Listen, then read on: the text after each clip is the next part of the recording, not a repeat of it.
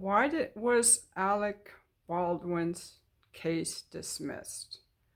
I was watching the trial and I did a little bit of research into it.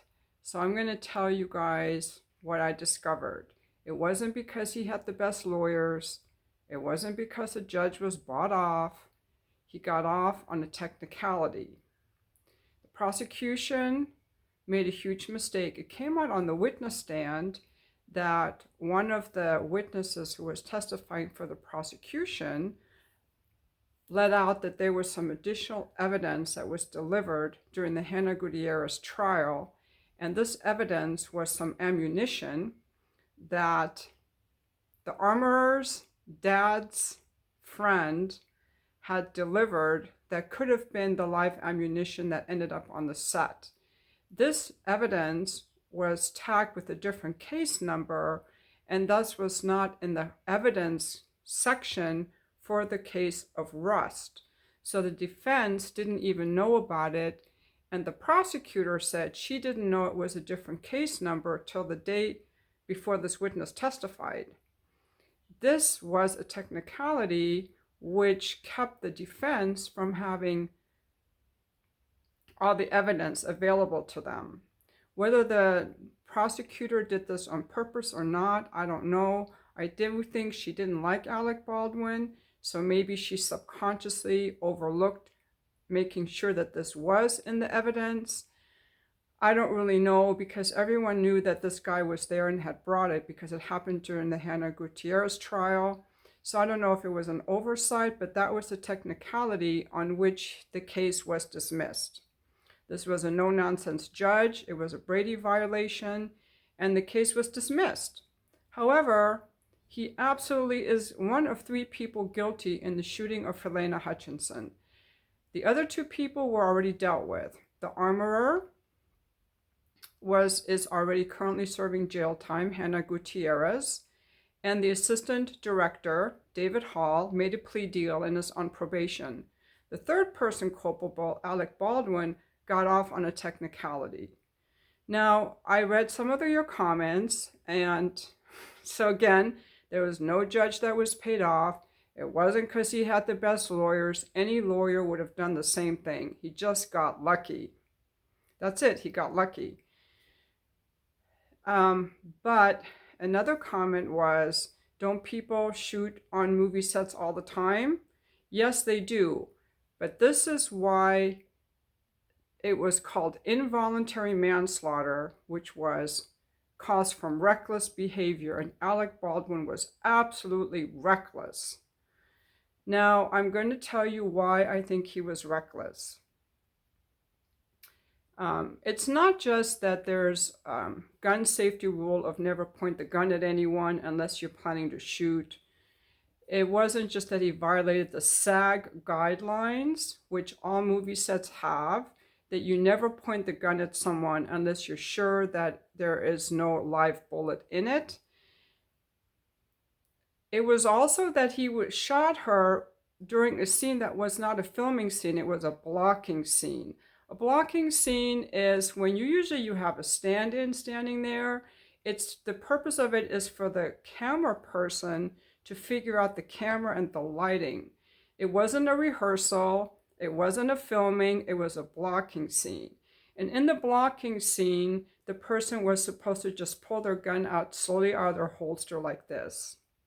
They weren't supposed to shoot. They weren't supposed to put their gun on the trigger. They weren't supposed to cock the hammer, none of that. But if it had been a blank, none of this would have been a problem. Now, this gets down to the real issue where I think Alec Baldwin was reckless, because he ran a very cheap production where he cut costs on the armor, and the whole set had a number of safety violations. In fact, the day before this fatal accident, half the crew had walked off the set for safety violations. I don't know if everyone knew this, half the crew had walked off the set. And in fact, the armorer is the person responsible for all the weapons. They're called prop guns because they're property of a rental supply company. They're not props, they're real guns. The veteran armorer,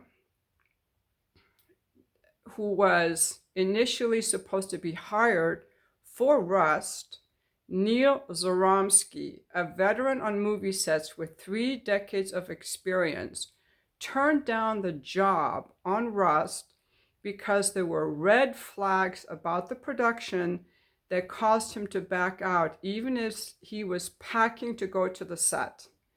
I watched this interview on News Nation. I'm going to put this interview in the description of this video so you can watch it. And he says, I'd never have let this happen. In fact, he was already packing to go when he got an email saying that there would be, a certain budget for his staff. And he was like, whoa, we need a lot more people than that. There are so many guns on this set. We need a lot more people than that to ensure the safety. And so he backed out. So that's why Alec Baldwin hired this 20-some-year-old woman, Hannah Gutierrez, who had no experience, but her dad was an established armorer, for movies. So, and there was a lot of reckless behavior on that set. In fact, they had live rounds on the set where between filming, people were just shooting out in the desert. So that she was reckless. She didn't keep her cart locked up. There was ammunition laying all around. It was just a very sloppy set. It was an accident waiting to happen. And Joel Souza was also an assistant director, but because he was shot, no one held him liable. He's liable too.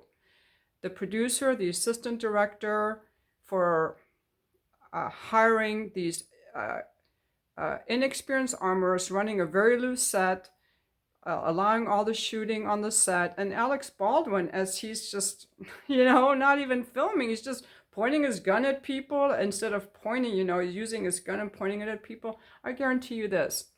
He was supposed to, his daughter was supposed to play on that movie, have a little scene in that movie. I guarantee you this.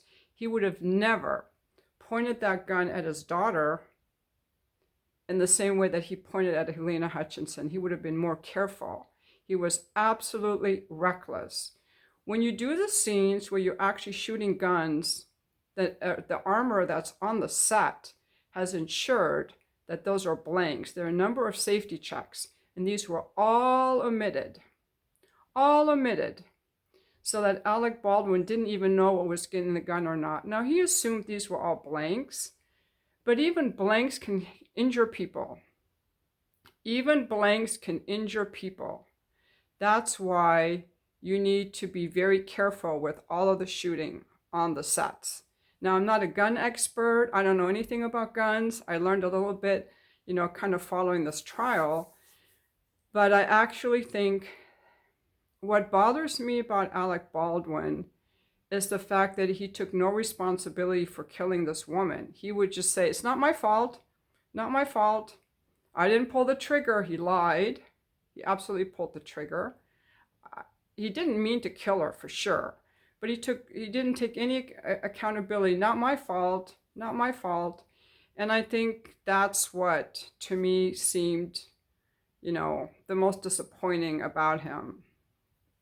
But hey, he got off on a technicality, and so I'm sure he's very happy, and his fans are very happy. But just making this video, there was no judge that was paid off. It wasn't that he did the right thing and it was innocent. He created a movie set and an environment as the producer. He handled a gun recklessly. He was shooting at someone during a blocking scene. He took no accountability. And, that's what happens when you do low-budget films. And he violated the SAG guidelines that are used on movie sets. He violated everything about safety, not just for gun safety, but for movie safety. And so it doesn't mean that you're going to have an accident, but it's more likely to have an accident. And blanks can injure people also. So that wraps up my video. If you have anything else you want to say about it based on having watched this entire video, or having followed the case, I welcome your comment. But any kind of comments are like, oh, the judge was paid off, obviously you have not watched the video that I made or followed the trial, and these comments will be just removed from the channel. If this video doesn't interest you, that's fine too. I just talk about whatever I want to talk about, and thank you so much for watching my video.